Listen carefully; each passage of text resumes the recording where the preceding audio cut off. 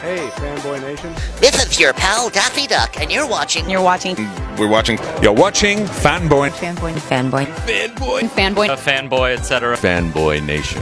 God, I assume Tom.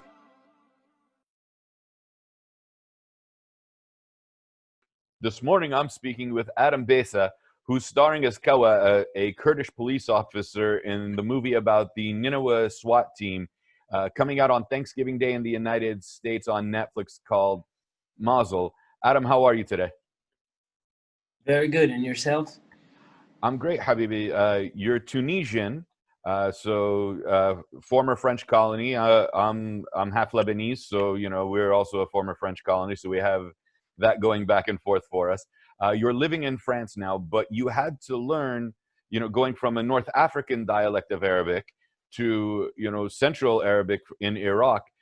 There had to be some difficulties in picking up the Iraqi dialect. It was a lot of work. It was actually a condition for me to get the part, because I received a call after my recall in London, and a month after, and they told me, okay, tomorrow you go to Morocco, you fly to Morocco. I said, all right. And I was casting for the third or fourth role, and they said you have 2 weeks of dialect coach, because that was their worry. They knew they had advisors, and they knew that Tunisian dialect was far from Iraqi. So they said you have 2 weeks with Dr. Abbas to work on the dialect, and if you nail it and you're good at it, then you get the part. So 2 weeks hard work from the 7 to 1 p.m. with the coach, and then by myself on the room listening to podcast, Iraqi TV songs, all over the place. Just chatting myself, working hard. And after 2 weeks, I didn't hear anything, no calls, nothing. So I said, okay, maybe it's done. I'm going back home. And they called me at 10 p.m. in my room and said, director, want to talk to you tomorrow at breakfast. I went, and he said, you got the lead. I said, what? He said, you're starting tomorrow. I said, okay, then. And that's how I started. That's beautiful. Congratulations. I mean, to go from being one of the third characters to all of a sudden being the lead and co-starring with Suhail, it's got to blow you away to sit there and go, it's not even my dialect. I'm from Africa, they're from Asia, and then on top of it, now I'm playing one of the top characters. Exactly, like it was a lot of emotion, mixed emotion, but you see me? Oh, okay. It was a lot of emotion, but still on the shooting. I mean, every day I was working with Sam Salah, and Zainab Al-Hariri, who's the script advisor, who corrected me every day, and I kept on. Sorry, excuse me for that. Because I have only a phone. I'm in London, so sometimes people. It'll cut in and out. We understand. Okay. There we go. Okay, there I go. I said I'm off. You come in and out. It's okay. It's technology. We understand, Habibi. Okay, great. So it was just, I mean, I worked all along for the 3 months, and still, and then there was another difficulty, because they say I was Kurdish, so I had to bring an accent, a little bit of Kurdish accent, so on and on and on, and worked a lot every day, tried to get it right. Suhail was amazing, helping me. Tha'ar was amazing too. I mean, all the guys, even guys from Urdun, Ahmed Ghanem, and they knew a little bit more. So always, asking them, staying with them, having lunch, dinner with them, listening, talk all the time, picking up expression, attitude. It was, constant work for me, like 3 months work, I think, all the time. Yeah, there was a whole study process on top of it. Yeah. Absolutely, yeah. I was going to joke with Suhail yesterday, but we didn't have enough time. I was going to tell him, what's it called? He's too calm to be Iraqi. He's so relaxed. Everybody I know that's Iraqi, بالعربي شو اسمه أبو عجعة, Yeah. He would tell me all the time. He would laugh at me. He said, wow, you on your nerves like this. Tunisian are on the edge. It's like, no, I'm not. I'm normal. You are too calm. I have a hot blood, Well, Tunisia, for people that don't realize, it isn't that far from Morocco. Did you get a chance to go back home after the filming and visit family and see the old country afterwards? Because you've been in France and London for a while now. Yeah, sure. I always come back. Always, yeah. As soon as I have time, I go home. Yeah. For a lot of people that don't understand the Middle East and North Africa, we have 5 fields that our parents usually want to send us into. Science, to become a doctor, lawyer, business, engineer, or the 5th one is the shame of the family because they didn't go into the other 4. But now that you've made it as an actor, يعني بيك راح من ابني بده يمثل to شوف ابني راح يكون على الافلام بنتفليكس. Yeah, for sure. They're proud now. Yeah, for sure. Yeah. I mean, the family is true. I started with low though. But were they scared at first, or? Sure. Yeah, sure. I have my best friend who's from Beirut, and we studied together law, and he became a lawyer, obviously. So, no, yeah, they were scared, of course. It's you don't know. This is an unstable industry. You never know.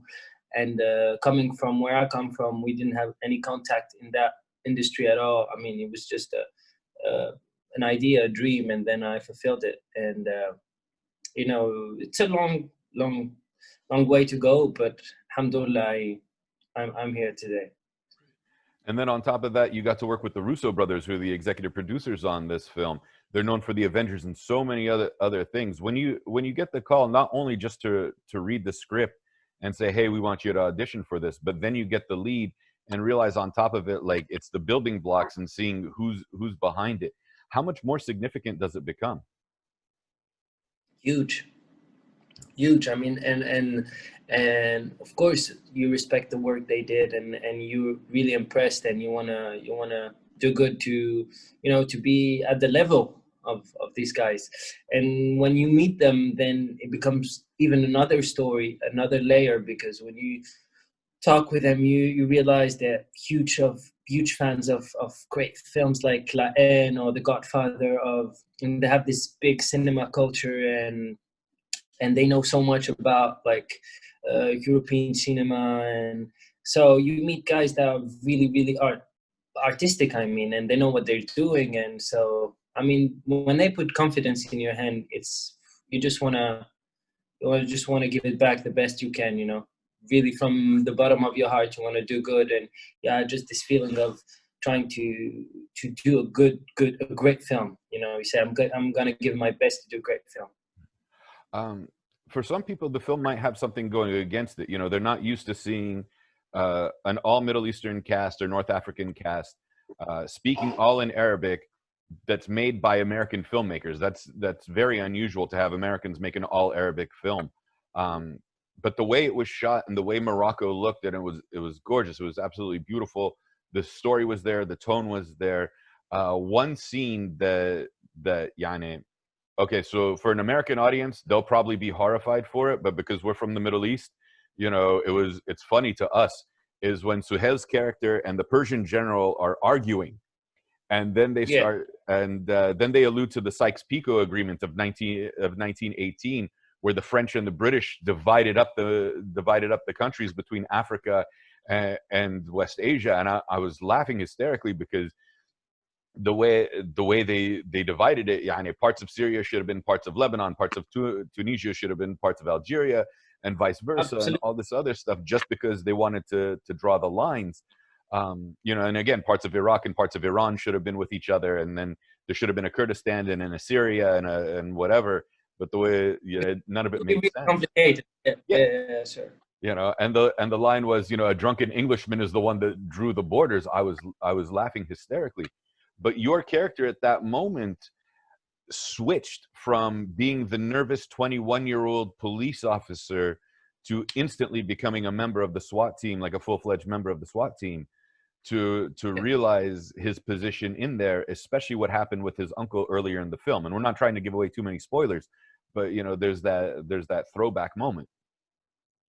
Well, yeah, absolutely. It was maybe one of the hardest scenes emotionally to shoot for me. It was a climax for the character because it represents so much in the movie, in a turnover of the character and the story.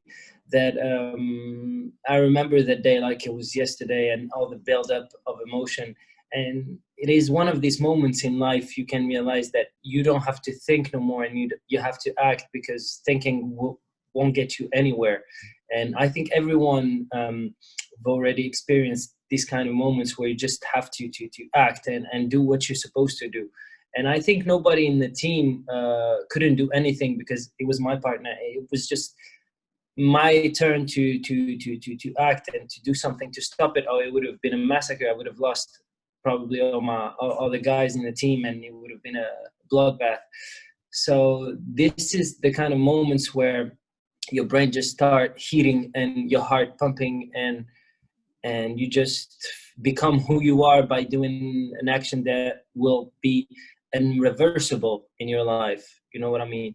So this is exactly what Kawa go through. I mean, this is his destiny. He's supposed to go from there. And it's super tough and super intense. And I hope, people feel it that way when they watch the movie. Yeah. It was a very intense and powerful scene, and I was glad I got to watch the film already.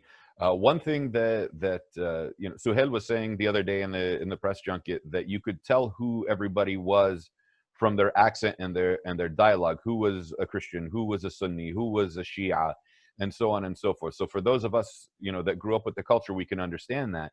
I think Isha is Jordanian. I think Isha Elias, I think he's actually Christian, and so on. But everything that happens in the movie, one thing that was really significant that I think a lot of people will finally understand is that this is the first Western movie, European or American, where the Arab in the last 35, 40 years isn't the terrorist. He's not the one hijacking the plane. He's not the one kidnapping someone. He's not the one taking hostages. The Arab, the Assyrian, the Kurd, and the Yazidi, everybody that's in there is actually the hero defending Mosul. How significant was that to make sure that you guys were the heroes? It was huge for us, to tell you the truth. It's historical. I mean, it's never been done before. We grew up, as you said, with having a bad image, and plus when you see the Western world, sometimes they confuse, Arabs' religion, or you have like words like, for example, Allahu Akbar, who is completely associated with terrorism, which at the end of the day is just God is merciful, and it's used by millions of people, billions in the world, and you just have a minority that dirtied all this world and all this image. So it's historical to just to tell this story, and to tell that there are millions of people that fighting for freedom, and that ISIS is more a problem for Arabs in the Arab countries than for the Western, because they're destroying the cities, the countries, the everything, not even the economy. I mean, it takes ages to build back your confidence and your city or your country. So just to be able to tell this, it's an honor, and it's a big responsibility. And we're really proud and happy that Matthew and the Russo brothers, had the guts to tell this story today. I think it's so important. Yeah.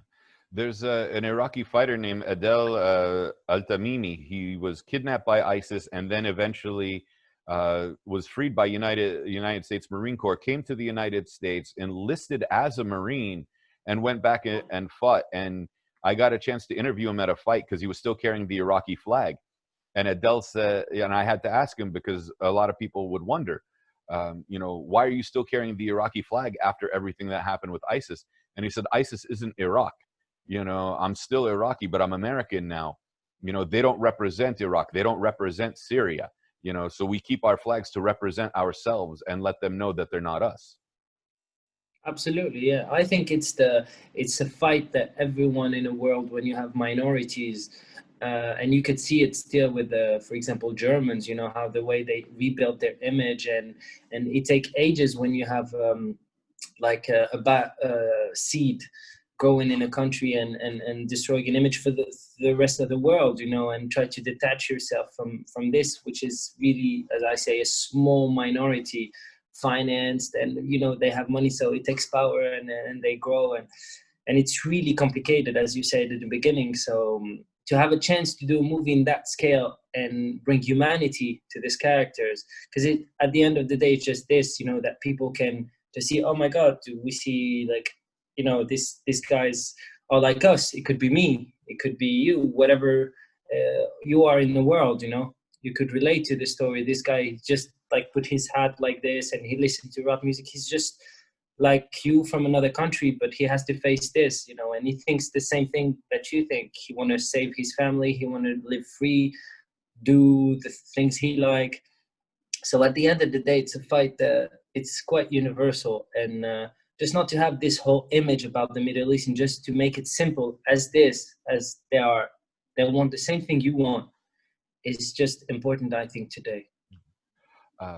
One scene in the movie, visually, and it wasn't your character. It was one of the other characters that always took the ergile with him. He always took the shisha, the hookah pipe with him. Yeah. I could not stop laughing because no matter where he went, he had the pipe with him. And I know people like that. Like, was that intentional? Like, who came up with the idea of like, no, we have to take the ergile with us everywhere we go, from scene to scene and building to building?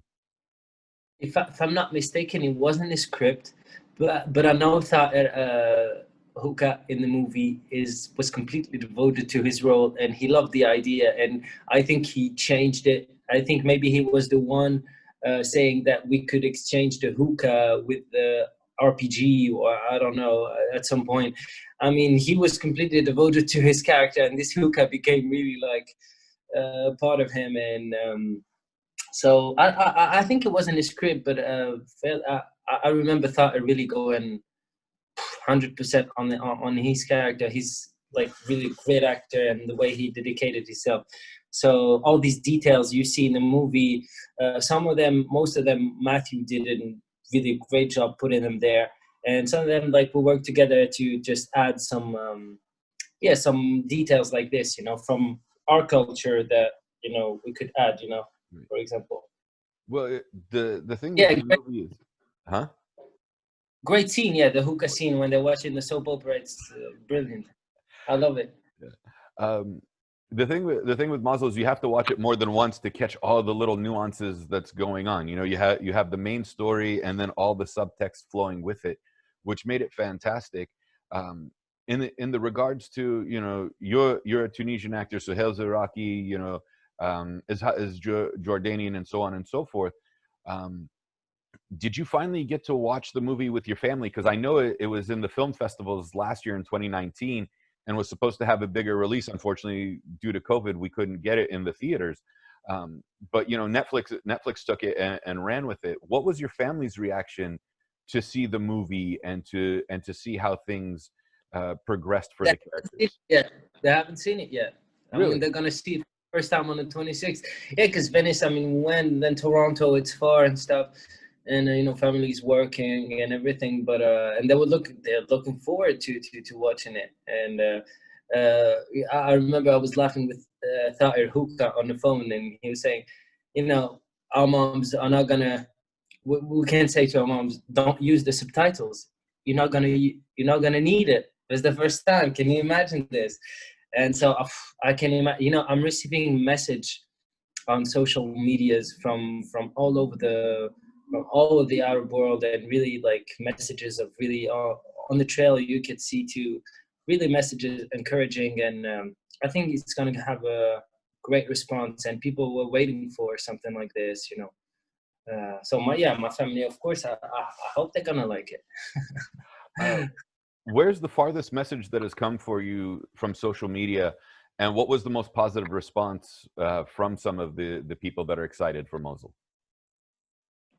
Really, to be honest, I received message from Argentina, which is far, but usually it's either diaspora, people from the Arab world went to live there, different people, but Lebanon, Syria, Iraq, Egypt, Tunisia, of course, Morocco, Algeria, Sudan, I told you, United States, South America, even Singapore. I mean, yeah, quite Europe, France. I mean, a lot of people are waiting for it in France. I can tell you because we have a lot of Arab immigration, and you know, this is important to a bigger scale that I think even it goes beyond certain countries, I think.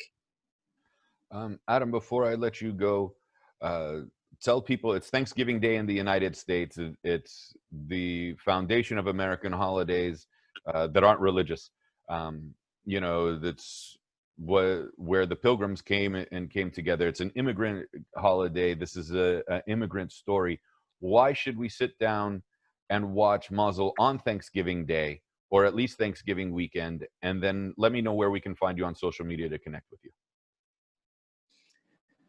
Well, I think they could watch it because I think we become really, really better at what we do, and to build like the world we live in and try to achieve good things. But I'm not in a cheesy way, really, I'm talking true here.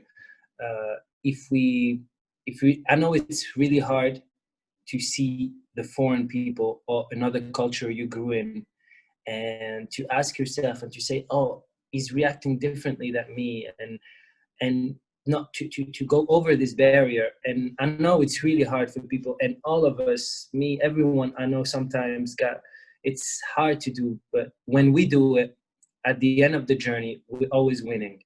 I mean, to take this wealth, there's always something you could take from someone. These are cultures that are old for centuries, and so they have gained so many things during time. So I think to see the things we have in common, and maybe to see the differences, but the good things you could take from someone to improve yourself.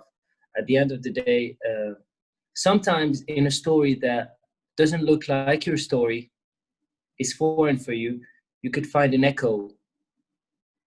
And that's why I would say to watch it. Because sometimes you could have an echo in a story that is really far from you. I know it happened to me, so I'm sure it can happen to everyone. I love it. And where can we find you on social media if we want to try to connect with you? Oh, you know, Adam Bessa on Instagram or Facebook, you know. Adam Bessa, Bessa, for people that are going to check the spelling, playing Kawa in Mosul. That's out on November 26th on Netflix. Congratulations on the film. Congratulations on the starring role. Thank you. And Habib, I can't wait to see you face to face. This internet thing, I mean, it's nice, but يعني, you know, بنعبد بعض, بنروح ندخن نرجيلة, نشرب كيس عرق شي, you know. I'm 100% with you, inshallah. Okay. See you later. You. All right, bye. Thank you.